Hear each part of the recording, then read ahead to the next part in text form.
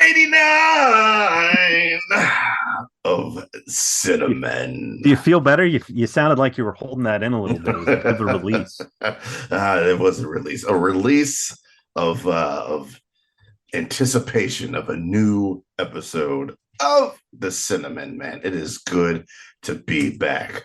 Uh, Agreed. Back talking about movies. Cinnamon, I am your host, Seed, one of your hosts, and right there on the other side of the screen from me is the always knowledgeable and lovely, charming Douglas Davidson. How are you doing today, sir?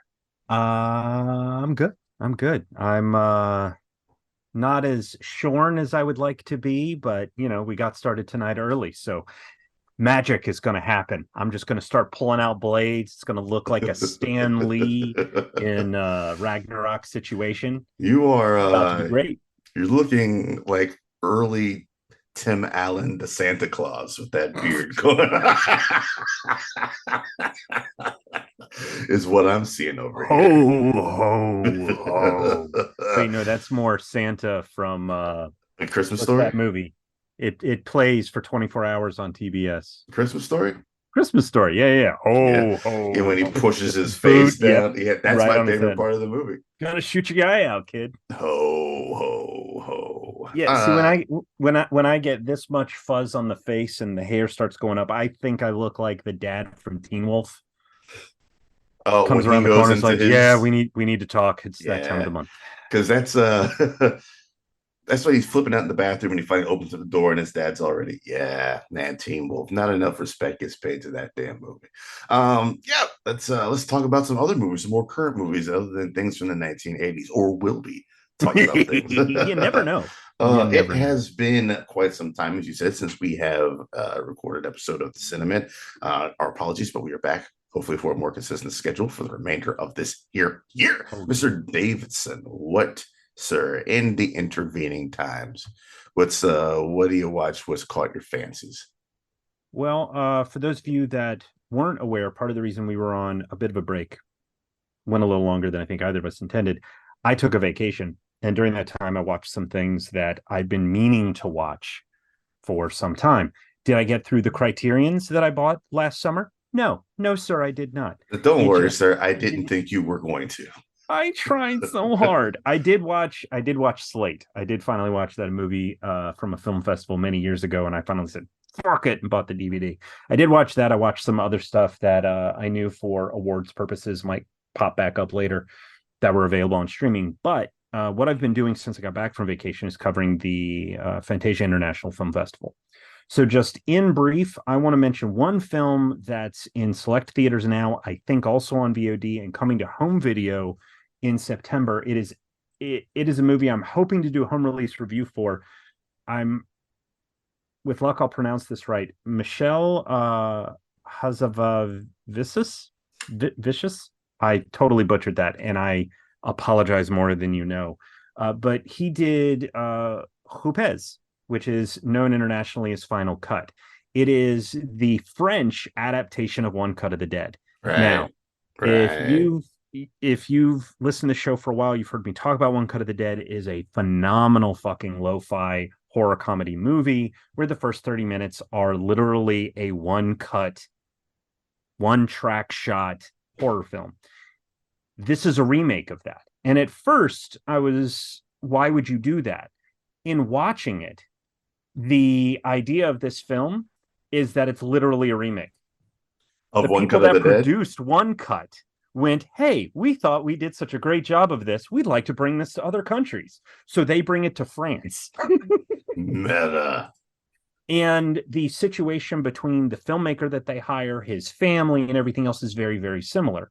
But it gets into why the characters in the initial 30 minutes have the exact same names as the original characters, even though they are very much of a different nationality and race. Yeah, yeah. There's discussions of cultural appropriation and any number of other things, and why adaptations from one culture to another can't just be One to straight one. adaptations. Absolutely, there has to be some localization to it. So for me, I found it fascinating to watch on in that regard, and do encourage that if you did like One Cut of the Dead, give Final Cut a chance. And again, it comes out on home video on the 15th of September. But I believe through Kino Lorber, you can either find it in theaters through their website, they'll direct you where, or on VOD. Now, as far as Fantasia is concerned, a couple of films I want to make sure that everybody has on their mind, just to very quickly go through them. One you can watch on Amazon Prime Video right now and highly recommend is Shin Kamen Rider. It is the fourth film in the Shin Universe series. This one's directed by Hideki Anno, who also did Shin Godzilla and Thrice Upon a Time, the Evangelion movie, which is getting which is getting a physical release from Shout Studios. You can either get, if you're an Evangelion fan, I know you are, Blu-ray or 4K collector's edition is coming next month. But Shin Kamen Rider, like Shin Godzilla and Shin Ultraman, are their own films. They're just sort of modern versions of them. This film is bloody, it is violent, and if you like this sort of the original Kamen Rider, the original Ultraman, this kind of stuff, it is very much in that vein. It is very grounded, it is very realistic. And this film in particular, I enjoyed for the way that it looks at what makes people happy, what does duty mean to different people, and just because one has power doesn't mean that they need to exert it. So I found that particularly fascinating. I can tell you that when the movie begins and it starts right off the bat, I thought of you actually, Daryl, because it starts like the beginning of Quantum of Solace with a car chase, and you're just right in the middle of shit. Hell yeah, I love that car chase. And then our masked rider, he starts attacking people, and there's blood and like faces are getting crunched in. And I was like, what the fuck is this? Yeah, I love a good face crunch. I was not expecting it. It's got some pretty good fight sequences. The editing's a little off to me in terms of being able to track it, but if you understand the visual language of the source material, I feel like it follows that really well. So if you were even remotely interested, again, if you've got a Prime Video subscription, you can go check that out. Coming to theaters, I believe on the 11th, if I remember correctly, in select theaters starting on August 11th is going to be from Welgo USA, Aporia. It is, yeah. This premiered at Fantasia International Film Festival. It's one of my favorite films I've seen this year. It is another film, Daryl, that I thought of you with. The premise of it is that a woman played by Judy Greer, her name is Sophie, she has lost her husband in a terrible tragic accident. And in trying to piece her life together with her daughter over the course of 8 months, things haven't really been working out. And she finds out from his best friend, her husband's best friend, that the two of them had been working on a time machine of sorts. But the device that they've made isn't so much a time machine as it is a time gun. Okay. And using GPS coordinates and other information, they can send particles through time to try to affect change on the future. Particles, interesting. So without getting into much further, it is a time movie, but it's about as much about time as Looper is, in the sense that it's part of the story, but it's not the driving factor of the story. If you don't know what I'm talking about, audience, think back to the conversation between, what is it, older Joe and younger Joe, and in the restaurant. Older Joe being like, shut the fuck up. Yeah, don't worry about it. Yeah. So it's that kind of story in the sense of there are detailed stuff is explained, but it's not as important as the performances, the character work that goes on here. Okay. And Judy Greer is, of course, absolutely amazing. Eddie Gathegi is fantastic. He plays the husband who has died. For those of you who don't recognize him by name, if you've seen X-Men First Class, he played Darwin, who was, it still pisses me off how badly his character was handled. Because it makes no fucking sense. So but he's a great actor, and he does great work here too. Speaking of superheroes, Faith Herman, who is the youngest of the Shazamly in the two Shazam movies, she plays the daughter here. She gets a couple of moments to shine. And then Payman Mahdi from films like A Separation, Six Underground, and 13 Hours. He plays the friend, and he's got some devastating scenes too. If you are not in the mood for something dramatic, ladies and gentlemen, Baby Assassins has a sequel, Baby Assassins 2 Babies. It is so fucking good. If you enjoyed the first one, it is more of what you enjoyed, but then they go and do different things with it. We know Okay. that these two young assassins can kill, but what happens if they're put in a situation where, hey, if you kill somebody without a contract again, you get suspended, and they end up having to be in a situation where it's either fight some people or get into bigger trouble, and they get into trouble for having fought people, but they do it without using lethal force. And it's the action director on the first one came back for this one, and it's so brilliant. And there is a fourth wall break in this movie that is one of the best ones I've seen in quite a while.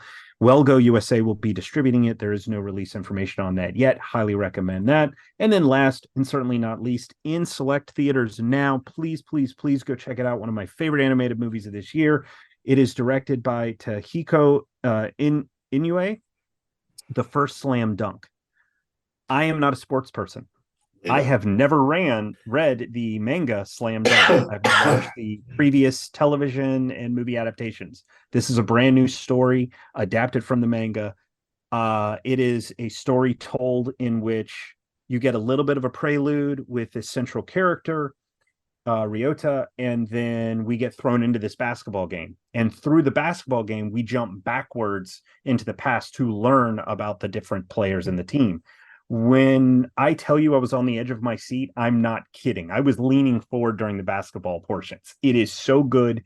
It is so well directed and animated, where you do get this sense of, in terms of visual styling, of someone having hand drawn this. Hmm. And in terms of translating the visual language of a manga into a moving picture, sort of feels like, oh, well, it's just making them move, but it's more than that. And they really capture the essence of the artistry on the page, but give it motion. And the game that they play is so good and so tense that if you are at all interested in basketball films, I highly recommend checking it out. I keep forgetting the name of that really good Adam Sandler movie from last year, Hustle. Hustle. If you liked Hustle, you'll really dig on this. Yeah, yeah, Okay. yeah. And again, this is released by G Kids, and so if you can't get to the theater for it, chances are Shout Factory will be, or Shout Studios, excuse me, they've rebranded, Hmm. will be doing the home release. So those are the movies that I would highly recommend checking out: Aporia, Shin Kamen Rider, Baby Assassins 2, The First Slam Dunk, and of course, Final Cut. I've seen a ton of other ones, and all of those reviews will be coming to Elements of Madness. There you go. Boom. All right. I'm going to talk about some movies that people know about in theaters that's been all over the everything in the news. Barbieheimer. Um, yeah, I'll just talk about those two. I watched a couple of Criterions as well. Um, None of them come to mind. I think almost every Oh Criterion I've no! watched lately has gone in the lower parts of my Criterion ranking. Oh, But anyways, I did, however, pick up Blood Simple and Miller's Crossing, which are two early Cohen joints. Those are blind buys for me, which I've never seen either one of those. same. So yeah, all right, then I'll be checking those out over the next couple of days. Uh, Barbie, man, it's everything we hoped it would be. It's delightful. It's a comedy that leaves you with shit to think about, which is the best kind of comedy. Mhm. Uh, Everybody's talking about Ryan Gosling, deservedly, because Ryan Gosling has never been sillier in a movie. I don't think he just really cuts loose. He quote unquote understands the assignment, and he knows exactly what is expected of this Ken character and Ken's relation to Barbie. Roby shines because that's kind of what she does, and she rarely turns in a bad performance. So I feel Agreed. like she is for the most part, the straight man to Gosling's nonsense, and the straight person very rarely gets to shine put on them because the nonsense is the Randall Dante deal. Everybody loves Randall. Nobody gives a fuck about Dante. But All I yeah, care about Dante. that's a very He Douglas rest in Davidson thing to peace. say. I mean, they all may he rest in peace. Oh, spoilers for a movie that came out earlier. Was that earlier this year? or No, that last was year. last year. Last year. Spoilers for a movie that came out last year. About a year ago, if I remember right. Yeah, we are about that time frame. It is, fuck all the criticisms of it being heavy-handed and smashing the patriarchy. That's exactly what it is, and that's exactly what it should have been. That's what it needed to be. Through all of the everything that goes on, at its core, is just multiple journeys of self-discovery and finding out who exactly these, I mean, it's kind of hard to call them people because they are actually figures, but who these people are at their core, them discovering for themselves who they are, not who they are in relation to other people, just who they are for them. Mm-hmm. And while this is focused on Barbie, there are other characters, but Barbie, they get some really great progression as well. Greta Gerwig knocks this one right out of the park. For me, she's 2 for 2 lately. I'm not a big Lady Bird fan, but I did love Little Women, and I love so the fuck good. of that. I think Barbie I can't believe how good. Like, it's so good. What, Little Women? Yeah, Little Women it's is so good. good. I did not expect to walk away going, do I love this? I think I love this. It's with like maybe 15 or 20 minutes left in the movie. I was like, this movie's fucking a masterpiece of a film. I think Barbie's just a half step down from Little Women, but it is still damn dope. Gerwig is one of the hottest directors right now. I think she's cooking at a very high rate, and I'm very excited to see what in the world. I think she's so hot right now. He's so hot right now. Hansel's so hot. Hansel. I need to get a piano tie when I say that. Oh, that the ascot, whatever nonsense he had on.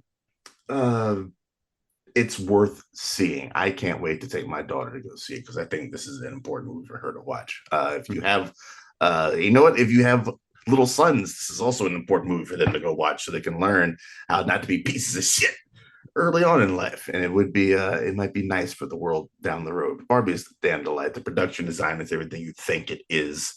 It's definitely got a very heavy veneer of fakeness about it in Barbie Land, which is a contrast to the real world. Will Ferrell is pretty much just reprising his character from the Lego movie in this joint. I think, honestly, you could have cut his entire storyline, and it doesn't really have much of an impact on the overall arc of any of the characters' journeys or progressions. There's something else. There is a weak spot of the movie. The actual real humans, aside from Will Ferrell, America Ferrera, and her daughter, Amanda or Andrea, Ariana Greenblatt. She was in 65 earlier this year with your boy Kylo Ren, which is not a good movie. But about to be Tiny Tina. She's about to be Tiny Tina. Yeah, in the Borderlands movie. I did not know that. Which I know something about this character, by the way. You finish your thought, but I want to share something with you I learned that blows my fucking mind on the detail work. Okay. That's a weak part of the movie, their relationship. There was a whole lot of meat that was left on that bone that could have been mined more, but they get their screen time is shortened in service to Barbie's character. Or, as I said in my review, that will be up by the time you hear this, had you just cut the whole Will Ferrell nonsense, that would have given them more time to really explore the relationship between the mother and daughter of that movie, which there was something there. They just didn't make a great use of it. But yeah, overall, man, stellar fucking movie. And then Oppenheimer, man. Hold on. Before you get into Oppenheimer, this was interesting. So, because I use TikTok, I've been inundated with all sorts of things. Someone pointed out that Ariana Greenblatt, her and the other 3 girls, when Barbie's talking to them at the table, their names and the way that they're dressed are Bratz characters. This was pointed out to me 2 minutes before we went to air. Really? Yeah. Leslie was like, "Hey, guess what I found out as I was walking to the room?" Yeah, there's some detail in this movie, man. There's some detail work. And it's little Easter eggs like that let you know that they paid attention to the source material. And they weren't beholden to it. It's just like we did our homework and we know what we're about here, and we're going to use that knowledge to craft a good story. And Gerwig and Company and Baumbach did. Lovely. Oppenheimer is the Oppenheimer. number one or number two best movie of this year. Man, it is horrifying. It is terrible. It is awesome. It is hilarious in some parts. Uh, it is the best work Cillian Murphy has done. It someone else, Josh Hartnett. There we go. He kind of came out of left field. He cooked a little bit. It's just it's I don't even know what to say about this movie. Christopher Nolan has done it yet again. Is the easiest way to wrap it up. Oh, Robert Downey Jr. This is if this is the best work Cillian Murphy has done, then this is definitely the performance of Robert Downey Jr.'s career, as far as I'm concerned. Chaplin was definitely up there, but this, especially in the latter third of the movie, is when he really starts sizzling and starts heating up, and you're like, oh, he's kind of putting in work in this movie. And Alden Ehrenreich, who everybody maligned for Solo, is also low key, almost outshining RDJ in a couple of their scenes together. It's just Nolan brought out the best of everybody that is involved in this movie, and there are a lot of people in this movie. Emily Blunt barely has anything to do, but when she really steps to the forefront, she steps to the forefront in a big bad way. The runtime of it being almost just shy, if I remember correctly, of 3 hours flies right by. I've seen this movie twice now, and both times it was just like, oh, we're going into the last 15 minutes already. It's you're so engaged in the the split between the two different timelines, the as Nolan's calling the subjective and the objective. This we need to make this bomb before the Germans make this bomb. The rise of Oppenheimer, Dark Op rises, and then we got the Senate confirmation hearing of Robert Downey Jr.'s character, and that's what it keeps going back and forth, and how uh, whatever politician that RDJ plays. I can't think of his name. Strauss. There it is. Strauss's previous relationship with Oppenheimer and the other scientists, and how that all kind of plays into the bigger picture. It is just an amazingly told piece of work. It's not one of those ones that you're like, oh man, it's Friday and that shit happening, I'm going to put on. It's not one of those movies. Nolan rarely does those kinds of movies, though. Nobody goes, man, I can't wait to sit back and relax with insomnia. Like, I think I would push back on that. He gave us three Batman Inceptions and Interstellar and Dunkirk and Tenet, all of which are like, hey, I'll put that shit on right now. Tenet is probably his most popcorny movie that he has made. I would think Batman Begins is the most popcorny movie he's made, or The Dark Knight. Dark Knight gets into intense issues of surveillance. It gets in there. There's a lot of particularly post 9/11 stuff to get into with that one. Batman Begins is just a stellar fucking movie, but Tenet is like, I'm just going to shove popcorn in my mouth backwards while in fact, I'm not even going to eat the popcorn. The box is going to fill with popcorn while it's just going to come from somewhere while I'm watching Tenet. We're not going to ask questions. It's just going to happen. I would argue that it's the most action packed and it's the most high concept movie, but the one you should think about the least and just fucking go with it. All right. That's all right. There you go. There you go. But I've heard everything you've said about Oppenheimer is what I've heard. There's a general consensus that it is phenomenal. It's been interesting to read some people's interpretation of the film as consent or approval, which is, I think, a sticky wicket for people to get into. Making a movie doesn't mean that the movie itself approves of, agrees with, what have you. Oh, yes, those people are idiots. Just because I want to do okay then. Yeah, tell a story about a subject doesn't mean I agree with it. It just means, hey, I found this interesting and I want to tell this thing about it. That's pretty much all that it's saying. Interestingly enough, that is kind of one of the things in the movie Oppenheimer has to go through is his passing curiosity of things gets him into a lot of trouble later on down the road of, I will kind of engage, but not really engage with this thing.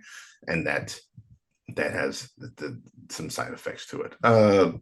Yeah, the damn fine movie, and I struggle at where it's going to end up in my top 10. I need to really go back and rewatch Past Lives the moment it hits home release to see if that will beat it out for the number one spot. But yeah, Very damn. soon. Yeah, let's hope so. I will be No, scooping it the immediately. announcement was either yesterday or today that it is coming out next month. Yeah, the 19th of September. All right, then. Well, there we go. 19th of September. I will be there getting my Blu-ray of Past Lives immediately to rewatch. But yeah, those are the two joints. So there's something I've watched outside of that is just not coming to my head. But yeah, those are the two joints. It's the ones that everybody's still talking about right now. Barbie is just scooping up all the money, and I can't be too mad at it because it is a damn delight. It deserves every penny that it's gotten. I think Nolan is deserving of all the praise he's gotten. So I think this was a win-win for both parties, all and us as people who go to the theater. It is a win-win for us because watching the blast in IMAX is just lovely, lovely. And One of and the he didn't go hackney with it. Like I see how he's gonna do, and he just went completely 180 of how I thought he was gonna play that scene, and it was just wonderful to watch. right on. Yeah. We're in a weird time with the double strike going on. It was bad enough for WGA to be going up against the studios, and then now SAG's doing the same thing right alongside them. And I don't think anybody could have predicted that we'd be dealing with a double strike, but that at the start of this year, and this is why I don't get into prognostication at all when it comes to movies. I might go, "Ooh, I'm excited for that," or "Ooh, I can't wait to see it." But whether or not it's going to be my favorite film of the year, I'm not even going to get into that shit until I've seen it. Because you couldn't have convinced me a year ago that the Super Mario Brothers movie and Barbie were going to be two of the biggest grossing films of 2023. There was no way I would have believed that. Super Mario Brothers is over $1 billion, and from what I understand, Barbie's Well working on its way its there. way. Well on its way. Yeah. If you would have said last year that Barbie is going to make a boatload of money, I'd have said, of course, it's going to make a boatload of money. Look at everyone who was in this movie. The moment the names started coming out, I was like, there's something in this script that everybody is glomming onto. And I guarantee you it's going to be a fucking smash. And you know And what I understand? The reason why there's not more people in that movie is they were already in Oppenheimer and they couldn't do both. and then Gehrig will list a list of people who they tried to squeeze in there, but for whatever, like Saoirse Ronan was going to be in there because I was definitely wondering why Saoirse Ronan was not in there. She looks kind of like a fucking Barbie. Chalamet was going to pop in there for a little bit, and a couple other people that were gonna make some appearances as well, but they for whatever reason they just couldn't. But yeah, half of Hollywood was in Barbie, the other half of Hollywood was in Oppenheimer, Yeah, but and the then you got to and get the then rest of the country to see it. the I third mean, what do you half of think the they're going to do? movie. You know what? I'm going to go see my neighbor who's in Barbie. Yeah, yeah. It was weird because no one was at the Barbie premiere because they're all at the Oppenheimer premiere, but somehow no one was at the Oppenheimer premiere because they were all at the Barbie premiere, but yet both theaters were empty. Yeah, It's so weird. it's It's so so weird. weird. It's weird how the math works out, and whoever's left over was in Dune. So I am keeping my fingers crossed for you, sir. Much like everybody else that has loved Villeneuve's adaptation of Dune, I'm curious about Dune 2. I didn't expect to be, but that first trailer dropped for part 2, and I got excited. And you may or may not recall when Dune was coming out, I was like, "You man, go have a good time. It is what it is. I have no dog in this fight. I haven't read the book. I haven't whatever." And then I saw it and I went, "Holy shit." And then I watched the home release and saw what Villeneuve did to create the spaces, the production design and set design, the costuming.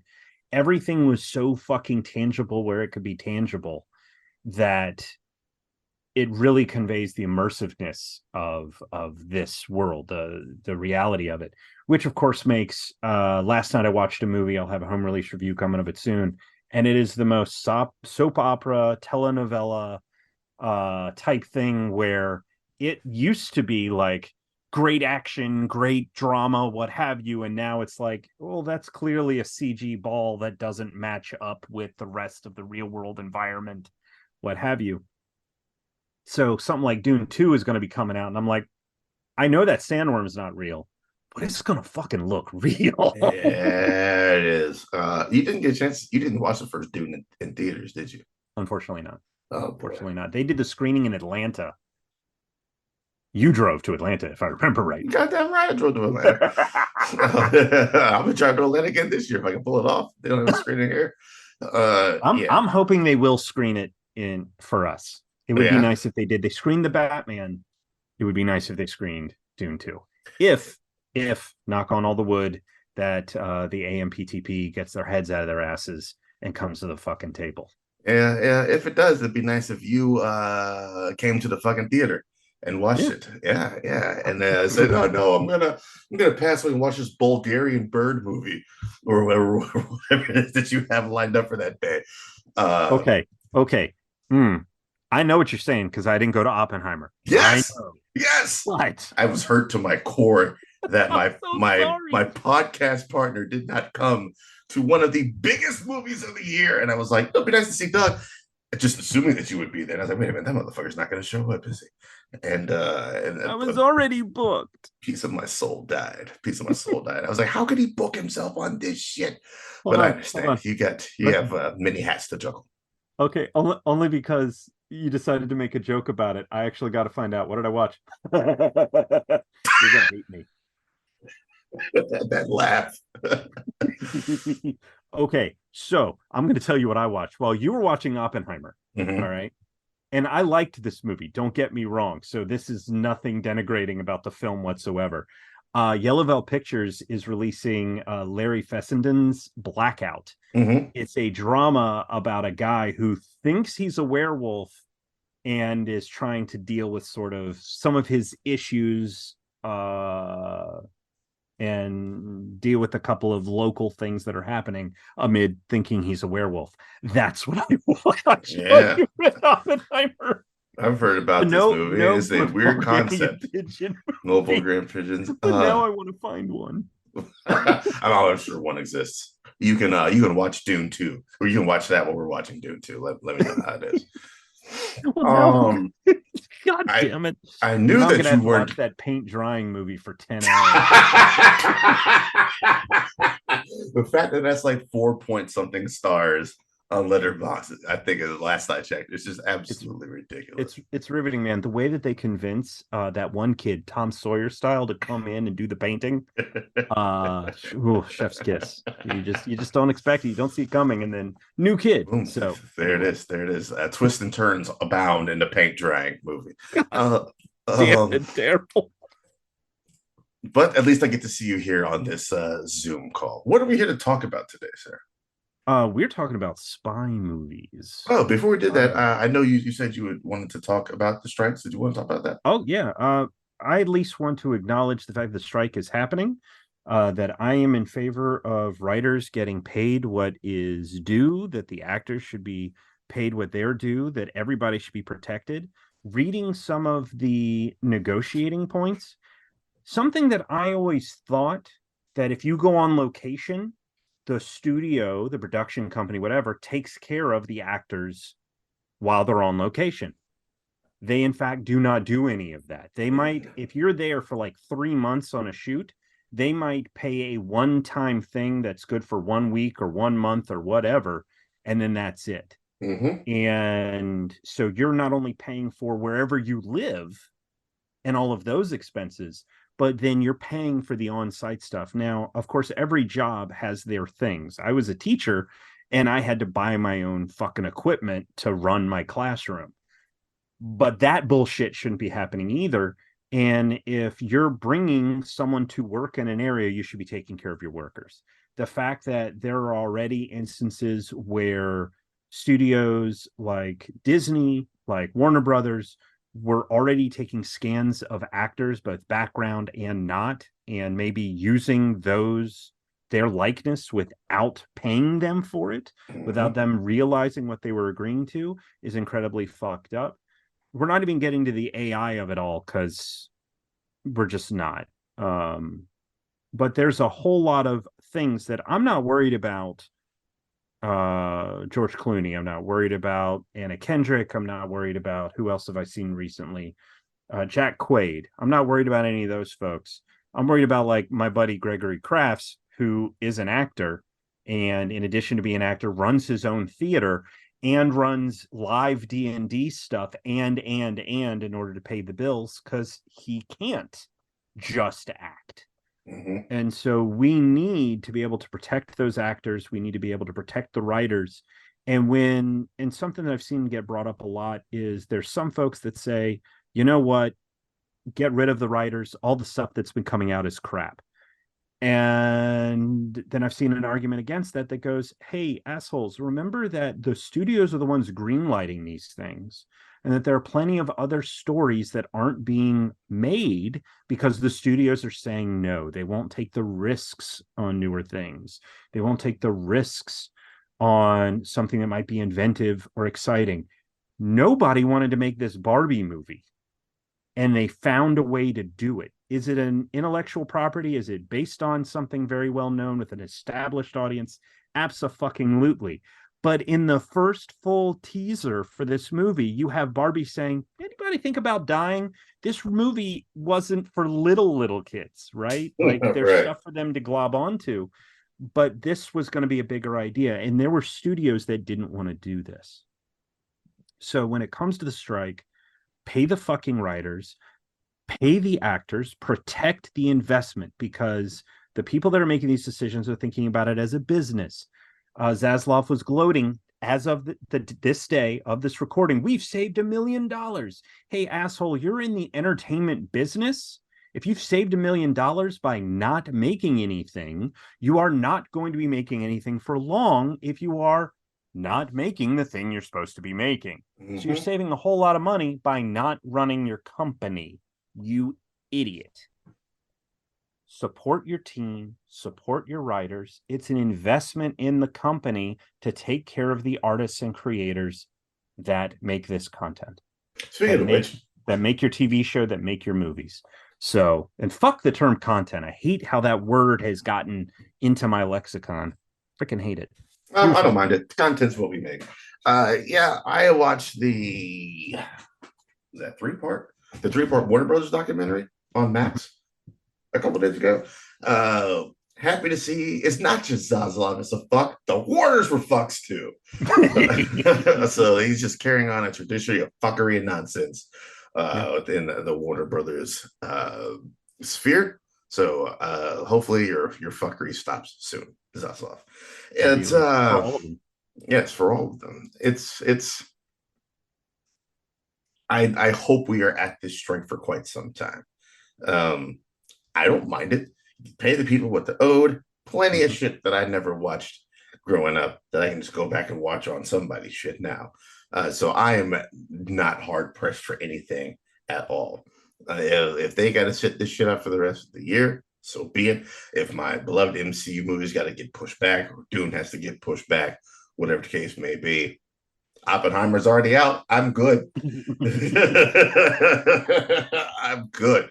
And like I said on Twitter a couple weeks ago, if this lack of new movies coming out necessitates theaters to go and play old movies, if they can, then I would be 100% okay with that.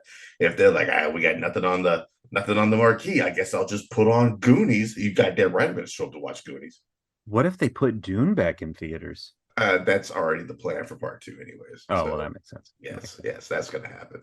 But they're like, hey, let's just fucking put Iron Man or put Shawshank Redemption or whatever the case is back in theaters. Yeah, give me some old content. I will be 100% okay with that.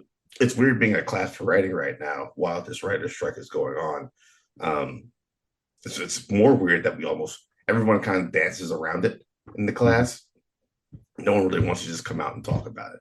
But yeah, I'm all for them getting every bit of what they deserve. Obviously, concessions will have to be made on the Writers Guild side, and likely the Actors Guild side. But hopefully, whatever outcome it is, it far more heavily favors those striking than those struck. Agreed. Because uh And I'll tell you what show I won't be watching is Arrow. God.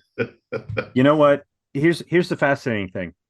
I have less of I was talking to Crystal about this. I have a less of an issue with the Mel because one, we already knew when the strike was announced that not everybody agreed to it. It wasn't 100% vote yes. It Mm-hmm. was just majority vote, and so the strike was authorized.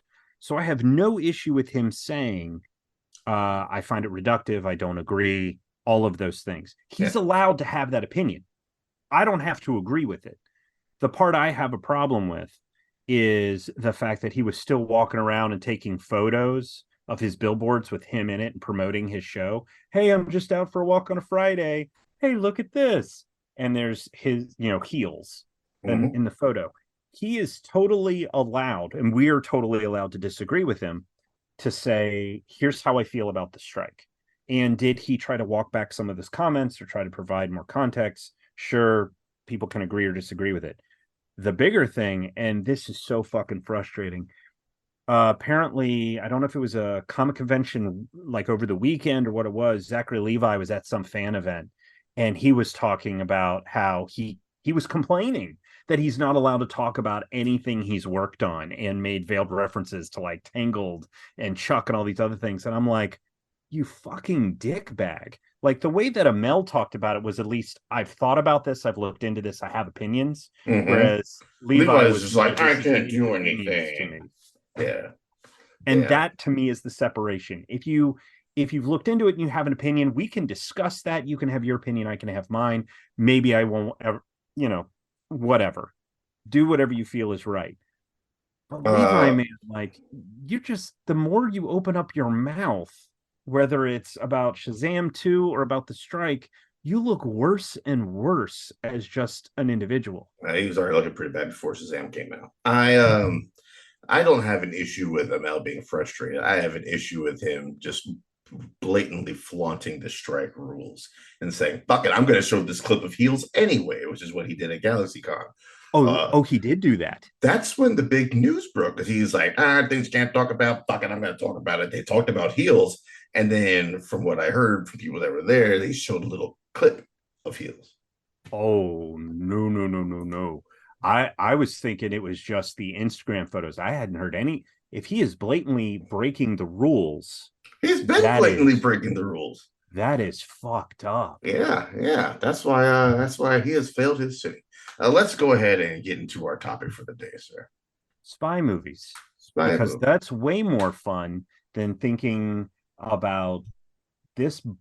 What a mm, mm, Mm-hmm. mm, Mm-hmm. mm. So, god damn, that grinds my fucking gears. Okay. Yeah, spy movie. Spy movie, for the next couple episodes, we thought it would be fun to just, rather than getting into some weird esoteric what have you, we thought we'd just pick a couple of genres and just run through some of our favorites that are in there. And spy films are a lot of good fun. And coincidentally, I'm going to go first because this amused me to no end. That a new film has been announced. I believe it's going to be a Netflix original, and it makes sense considering the fact that they did the previous Robert Rodriguez "We Can Be Heroes." Though unfortunately, it's a Zachary Levi project, and at the Mm-hmm. moment he can go get bent. But from 2001, Robert Rodriguez Spy Kids. This I was 21 when this movie came out. 20, 21. I was born in 1980. Yeah, that maths. I was Mm-hmm. about 2021 when this movie came out. I'm a big fan of Robert Rodriguez. By this point, I'd seen Desperado and El Mariachi and a few other projects. So I was like, ooh, Robert Rodriguez has a new movie coming out. 4 Rooms. I need to see. I got to check this thing out. And it just so happens to have, Antonio Banderas, Carla Gugino, who is Alan Mm-hmm. Cumming, Tony Shalhoub, Terry Hatcher, Robert Patrick, George Clooney, Cheech Marin, Danny Trejo. Like, this has name upon name upon name of actors that I loved at that time, and several of which I continue to do so. And then it ends up just being a rip roaring good time too. It's something he made on his own, music, editing, everything. And he sort of turned that into this his own sort of studio thing. So when he's not doing Alita Battle Angel, he can make these smaller films with these silly special effects that still work for a family audience. And that's what Spy Kids does. For me, it's Spy Kids 1 and 2. 3D was the last one I saw in theaters. It's not great, but it still has that whole come on family vibe. But Spy Kids is so much fun and it holds up. I think I watched it with my oldest. When did I last watch this? Yeah, May of 2020, and it still holds up. It still holds up. It's still a good damn time. It's sort of a fun, wholesome story. Stakes are big but executed low. And it's clever and creative. It's a great time. It's a great damn time. Okay. Did I mention Carla Gugino? There's no need to mention, sir. Yeah, I've heard that they are fun movies. All Oh, right you've then. never seen? If you haven't seen Spy Kids, and I know I've made recommendations before, and you've been like, pain, but this is actually a really good time because it's a kids movie that knows it's a kids movie, but it's there to also entertain adults. So it's smart. It's it works on a couple of levels, and it's not that it's not intelligent in the way that like Puss in Boots: The Last Wish is this deep exploration of morality and one's legacy and trying to outrun death. This isn't that kind of serious. It's just it knows what kind of Looney Tunes fun it is. And when you've got Danny Trejo being Machete in his first iteration, but where he'd always played these bad guys and now he's their fun uncle who's got an edge to him. Like, Hmm. it's a good time. I Okay. recommend checking it out. If you've never seen it, trust in Robert Rodriguez, trust in this cast. You will have a great time. Right on. Right on. All right. My first movie, from the 90s, man, 1998. A little joint. Uh yeah, a little joint called You're not sure? people are iffy on whether or not it is a spy flick, but by the very nature of the main character, I would say it is. It's Ronin, Okay. directed by John Frankenheimer. A bunch of spy types of various international organizations have to band together to get a briefcase whose contents are unknown, also being sought by the IRA. I do believe this is the movie that, nope, it didn't introduce me to Jean Reno. Mission Impossible did. But De Niro, Jean Reno, Stellan Skarsgård. This is the movie that got me to say never trust Stellan Skarsgård to anything because of Ronan. Jonathan Pryce is the first time I'd ever seen him. Sean Bean up in there as well. It's just for about a cup of coffee. It is a great movie. It's very grounded. Um, it's just like none of these guys trust any of them because they've all been spying on each other for years on end. To the point where there's the running joke of "You look real familiar, don't I know you?" As a couple characters say to each other, and it also gives us one of I think top 15, if not 10, best car chases in movies. It has a Such a really, really good one. Yes, really really good one. A great movie if you've not watched Rona. It's a nice little. You see people on film Twitter, like they don't make these anymore, and yeah, it's just one of those like mid-budget, like just dope crime thrillers and put up with your spies.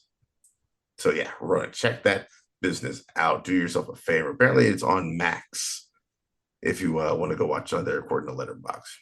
Or if you want to provide royalties and whatnot to the cast and to the writers, then watch it on HBO Max because that's why they changed the fucking name.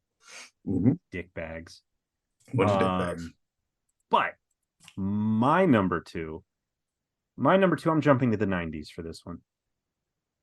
My number two, I decided to pick because It is the first one of its series entries that I saw in the theater. It is the film whose theme song is probably my favorite, if not top three. Depends on my mood of them. And the last time I watched it, if I remember correctly, the last time I watched it was January 12th, 2020, with my man Daryl. It's Martin Campbell's Goldeneye. Good old Goldeneye. It's I couldn't talk about spy movies without bringing up James Bond in some way, shape, or form, Mm-hmm. because friend of the show Michael Reyes would track me down and like dart me or throw a bowler hat at my head, one or the other. But uh, James Bond were those films I'd seen probably out of order, but on television or my parents had put them on, and so I knew of them, but I'd never seen them in theaters. And I was at a comic book store in my hometown and they happened to have passes. I asked what it was and they explained. I was like, oh, wait, really? And so I grabbed two and went and found my dad and we went to the Sneak. So I got to see Goldeneye just a little bit early. Seeing early screenings of Roanoke did not happen very often. Roanoke, Virginia is not exactly a big metropolis of tastemakers. So this was a big deal for me, and certainly the last time I saw it was a big deal as well. It's probably the last time I got to just go and have some fun because soon after coming back, not only did lockdown happen, but we had a second kid, so there's even more like less freedom. Mm-hmm. But just being out in LA and doing all that fun stuff, hanging out with you, and just realizing that we were about to go to this event where lo and behold, I would end up having a very brief conversation with Emmy nominated and I think Emmy winning performer Jason Sudeikis. Like, I had Mm-hmm. no fucking idea Ted Lasso was on the way, but I got to talk to him for a second and a few other people. And we Yeah. got to look at Lupita Nyong'o and go, holy shit, she is absolutely as gorgeous as you expect her to be, Mm-hmm. among many other things. So Goldeneye just, it was special to me, not only because of the time in which I saw it and the time in which I rewatched it, but it's also just to me one of the better James Bond films. And as an introduction for the character Pierce Brosnan is absolutely phenomenal. He's given a great enemy in Sean Bean, who Mm-hmm. lives up to the Sean Bean code of dying, but he does it double duty style and makes sure to die twice. And then, of course, this was my introduction to Famke Janssen, who is just stellar. And then with a supporting cast that includes Judi Dench and Robert Coltrane, Alan Cumming again. Holy shit! I wonder if he's going to show up in my third film. That would be hilarious. Alan Cumming was in Spy Kids. I didn't make that connection until just now. But anywho, it's got a phenomenal cast. The storytelling is great. It is compelling, and it sets the stage for a wonderful continued continuity storytelling that they really hadn't done before. They'd done elements of, but they hadn't done as consistently, I think, as they do here. Though they do reference the previous films. Certainly, Tomorrow Never Dies does by referencing "I was married once." Mm-hmm. Not going to happen again. But anywho, so Goldeneye is my number two, directed by Martin Campbell, who then came back to do Casino Royale, one of Sure. my other favorite fucking James Bond movies. And then he came back and did the god awful Liam Neeson noir movie earlier this year. Yeah, but he also did Green Lantern, so we're gonna be like, all right, Oh, he you win some, you lose some. you do. Sometimes you lose some hard. Yeah. Yeah. Speaking of hard, let's talk 69. The year 1969, on Her Majesty's Secret Service. My Bond choice. The not oft maligned on Her Majesty's Service. I feel like over the last maybe 5 years, it's definitely at some point during the Daniel Craig run, I saw a lot of people on Twitter like, hey, uh, is On Her Majesty's Secret Service a good movie? And yes, I think a lot of people just spent so much time making fun of George Lazenby being a one and done Bond that none Mm. of them took the time, and then everybody assumes because who would ever give up being James Bond that he just got fired. When he didn't get fired, he quit. He didn't want to do another one. They just assumed that he got fired and it was a shitty job that he did. And he's not Connery, so the movie must suck. And I guess there's a small groundswell of people are like, oh, this movie's actually kind of dope. Whereas me as a kid, I was like, this movie's fucking dope. I love everything about Honor Majesty. I love Ski Bond. Some of my favorite Bonds. We haven't got Ski Bond really in quite some time. The last time we got it was Wasn't Spectre. that what's his face? Roger Moore? Wasn't Roger Moore Ski Bond? He was Ski Bond a lot, and they're the best parts of his movies because Roger Moore didn't really make good Bond movies. But this is, I would say, the second most. I mean, Roger Moore has a Ski Bond opening, but this has a really great Ski Bond sequence too, with him and Diana Rigg having to escape and getting caught in the avalanche. It's such a deeply human movie. Like this dude who's established as a straight stone cold killer comes up on an assignment when he's like, oh, maybe I can just work this dude's daughter to get a little information. And they end up falling in love, like some real good, deep, genuine love. And their first meeting is not a great first meeting. She's holding a gun to his fucking face and he's wrenching the gun out of her hand and causing her pain. He slaps her at one point. Like, what a hell of a way to start your marriage. But then we get Telly Savalas as Ernst Stavro Blofeld, like the Bond overarching villain.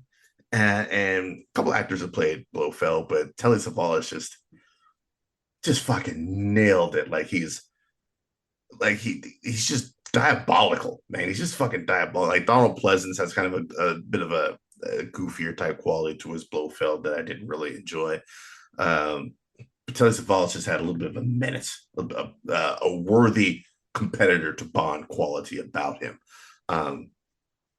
His plot is dumb as fuck, but he as a villain is great. I think Lazenby is well enough for Bond. I think he would have gotten better as time progressed. Diana Rigg is still the Bond girl. I think for me, probably because this is one of my favorites. It's one of Chris Nolan's favorites, which is of course mirrored in level 3 of Inception. You get the Honor of Majesty Secret Service snow level that's due to this movie.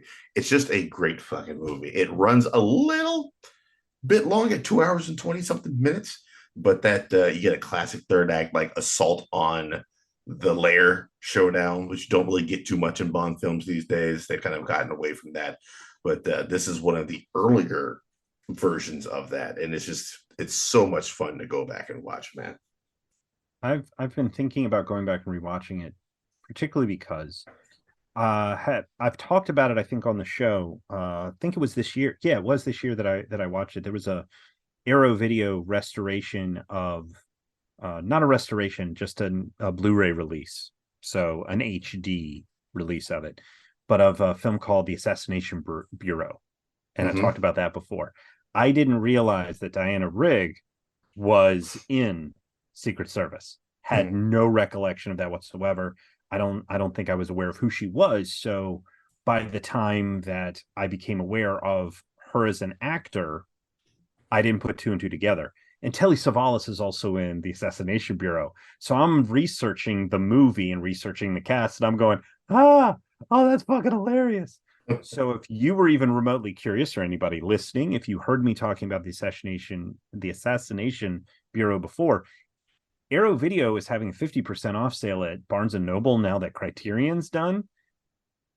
Just go pick it up. It is a great bit of fun. Diana is phenomenal in it. And I forget the actor. It's going to drive me nuts, who is the other lead of that film that she plays opposite. God damn it. I apologize for my language and the fact that my brain sucks. Crap. What was the other movie he was in? He was in The Adventures of Briscoe County Jr. Munchausen. Oh, I'll tell you, Terry Gilliam joined. No love for Terry Gilliam in this house. There's quite a few films of his that I absolutely love. This was one of them. Where Oliver Reed. I couldn't think of his name. Oh, Oliver Reed plays man. opposite. Oliver Reed plays opposite Diana Rigg.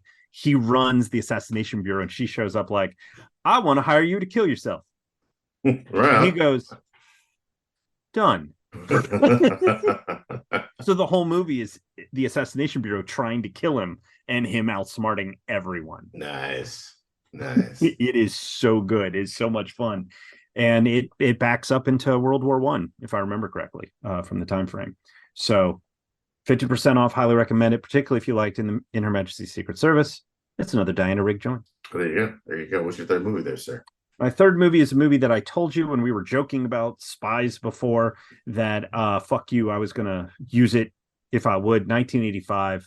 It is from a director who is a phenomenal director and a shitty person. There is just no other way to phrase it.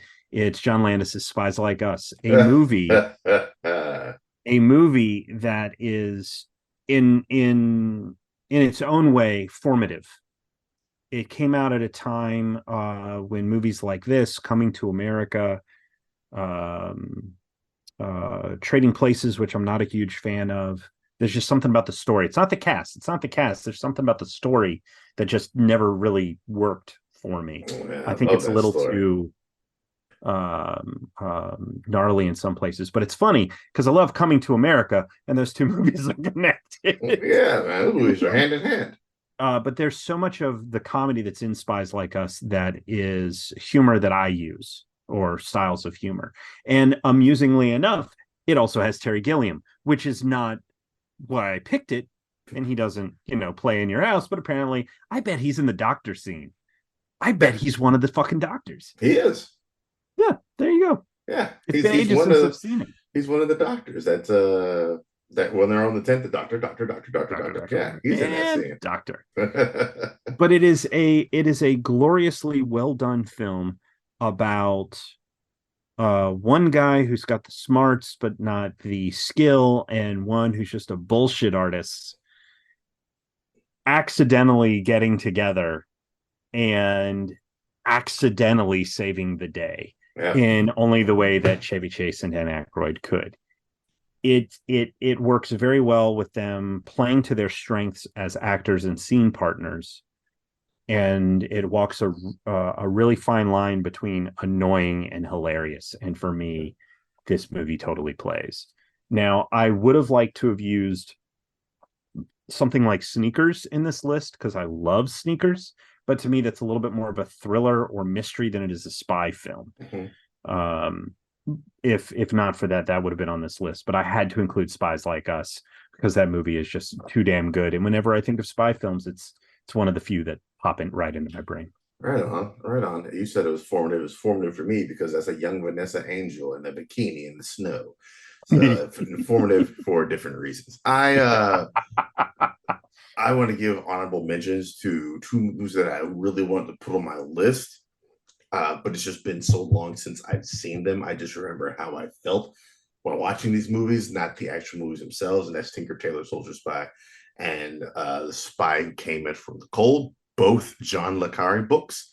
And you can get Spy Came From the Cold as a Criterion joint. So anyone who wants a really great, dope Cold War era, which is, of course, the best era of spy movies, really dope Cold War era spy movie about a spy who refuses to come in from the cold.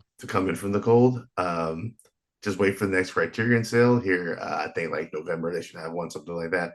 And check out The Spy. It was a blind buy for me, and it's absolutely masterful fucking movie. I just didn't have time to rewatch it before this, but want to put that and Tinker Tailor on, but just spend too long. The last movie that I did put on there, man, it's a recent one, my most recent. I think it's the most recent one out of all of ours. I can't not. You're talking about spies, man. You want some stylishness to your spies, you go with The Man from U.N.C.L.E. Guy Ritchie just directing the best Henry Cavill's ever looked, the best dickhead in the turtleneck Army Hammer.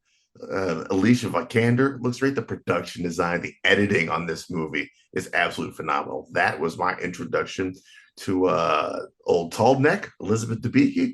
That's the first time I ever saw her in a movie.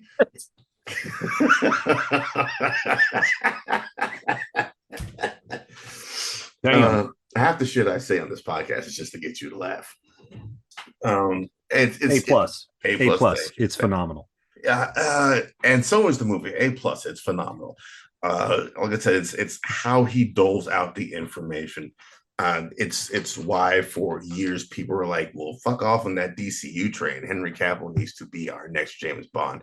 That was his audition for it, and unfortunately, I think that's as close as he's ever going to get. But it it's just fun, man. It's I think it's some of Richie's sharpest writing that he's done to date. Um, and he was working at a completely different level. Like everything in that movie works. From the top down to the bottom, cinematography, the production design, the score is really great. It's got that 60s vibe to it that's a little bit more modernized. And it's just fucking fun, man. It's a fun movie to watch. It is. It worked for me a lot better the second time than the first time. I think the first time we watched it, if I remember correctly, around its release, it was a movie that we were watching at my in-laws' place after my mother-in-law spontaneously passed away. And Connor was like 5, almost 6 months old. So like everything's in disarray and everybody's just trying to make stuff work. And we were trying to watch it, but just what have you. So I was like, Guy Ritchie, cool, can't get into this. But then I watched it the second time, knowing who some of the characters are, knowing who some of the actors were. And it is a solid movie. And I probably rewatched it because you kept talking about it and raving about it. And it's funny, you talk about Cavill with Bond. This might be the closest he get to it. I imagine he would probably get hit with the "you're too big to be Bond." Bond would be a boxer. That's always been part of his background, Golden Gloves and all that, in the military. But Cavill would look like he would destroy you in a boxing match. I think of him in Mission Impossible with the accidental and yet now iconic reloading of his arms. Yeah. He had so much testosterone forming through his body, his beard filled in. Like, which yes, it's just a trick of the lighting, but it is so hilarious how it looks. But I imagine people would look at him and go, "You are too big to be Bond." I think it's But just a I think matter that would have been of interesting to see. conditioning and dropping weight. I mean, Oh that's yeah, yeah. I mean, it could yeah. totally be done. It could totally be done. But it's I would have liked to have seen what he would have done as Superman post Justice League. Yeah. And I'm bummed that we don't get to see that, if only because I'm curious, but I'm not attached to him. So all I can say is good luck with Warhammer, That's because dude is a Warhammer. You super nerd fucking nerd. and he really is. So hopefully it'll bring him some sort of joy. So at least there's that. At least there's that. Good luck in your Warhammer and your tiny figures. Yeah, I wish we could have gotten another Man from fucking Uncle, which is what the streets wanted, but alas, it was not to be. Instead, we get subpar Guy Ritchie movies now. But yes, these are No, our. well, hold on. The Covenant was really good. It was different than I expected, but the Covenant was really good. I have not seen Operation Fortune. So you saw Operation Fortune, didn't you? I saw Operation Fortune. I thought it was okay. I saw Wrath of Man. I thought it was okay. Oh, I Uh, love Wrath of Man. I genuinely fucking dig the gentleman though. I love me some gentleman. Like we had Band from Uncle, we had Gentleman. I was like, this motherfucker is back in a Yeah. big bad way. And then we got Wrath of Man, and I was like, it was okay. Oh, And then I we love got that movie. Operation I Fortune. would And I get it was on like, 4K if it weren't so goddamn expensive. yeah. Well, what can you do? But yeah, that's our list, sir. You got anything before we wrap this up? Only that as we talked about the strike and everything going on with it, we mentioned movies being pushed back and talked about it within the scope of Warner Brothers, your Sony's, Focus Features, whatever else. But there are plenty of other studios and distributors that are still putting out movies. So even if Warner Brothers doesn't put something in theaters like Dune, there's still going to be Blackout. There's still going to be, I just heard about today, a movie with Uma Thurman, Joe Manganiello, and Samuel L. Jackson called The Kill Room, where Manganiello, I haven't watched the trailer, but Manganiello plays a hitman that somehow gets put on a job and ends up being confused for a Banksy like artist, or ends up being some sort of artist, and his target is like, I can show your work or some bullshit. But it's the first time that Uma Thurman and Sam Jackson have been in a movie together. And if it's got Joe Manganiello, it could be interesting as well. The second So time Samuel Jackson's in Kill Bill 2. You only see his profile because he's the piano player at the wedding reception or wedding that's right. rehearsal. He's Rufus. Yeah, he's Rufus. He's the man. He is the man. Yeah. He's the man. I forgot about that. Mm-hmm. I forgot about that. Well, then that's kind of like a cameo. Yeah, so this seems more like he's a central figure along with her. Okay, I see your point. Absolutely. But this is coming out, and we've got these other films from XYZ Films that I'm watching now that are going to be getting a wider release later. So there are plenty of things that are coming out that are still coming out. So you can still support your local theater. I would just encourage you that if you are bummed as shit that WB might be pushing stuff. I just saw that the Drive-Away Dolls, if that's the right name for it, the lesbian crime comedy that Focus Features was putting out with Margaret Qualley and The Good Hill, Jonah's sister. Beanie Feldstein. Beanie Feldstein. There we go. And a few other folks, a great comedy that got pushed to February. So things are already moving, but there's still stuff that's going to be coming out. I just say, take a look. And if it's something you don't know, maybe take a chance. Maybe take a chance on it. Still support your local theater, still get to go see a movie, and maybe you find a new favorite. And don't forget, I think there's still a couple of Fathom events that are floating around out there.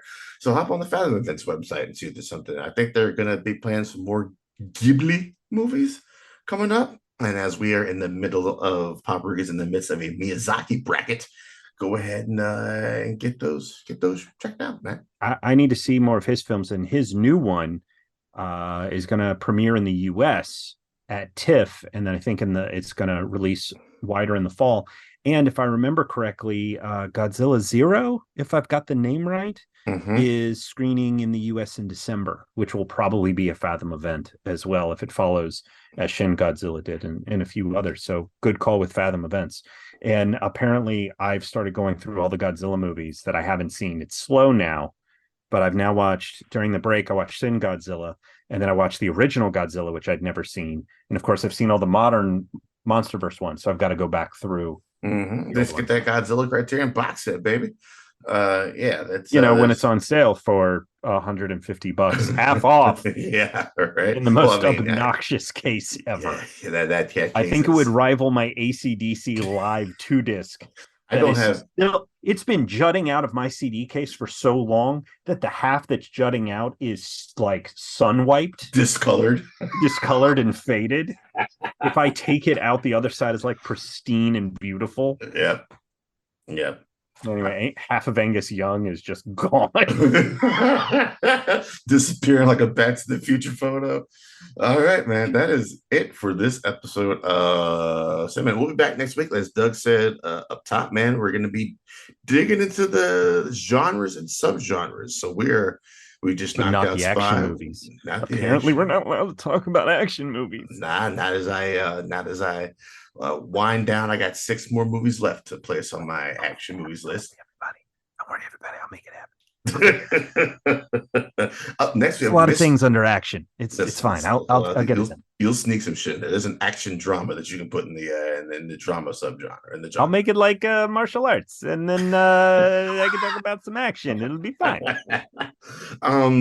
We have mystery coming up next. We should probably just decide which one of us is going to put Clue on our list so we can get it done and out of the way. But that's another episode for that was almost time. On this list. That was almost on this list, but I figured you'd call too many shenanigans for that. I would call too many. Mr. Green is trying to suss out who's been spying on and trading secrets. We know it's Mr. Body, but then somebody kills Mr. Body. You're right. I would have called too many shenanigans. Save that for the next episode. We can talk about it for the 15th time. That's it, man, for this episode of Cinema. We'll be back 2-ish for the weeks. And we'll be back talking about 15. Missions. Hold on. 2 + 1 + 1 + 1. Oh, God. Here we go. That's it. We will see you next episode. Until then, you all take it easy and have a good one. Be safe out there. Watch more movies.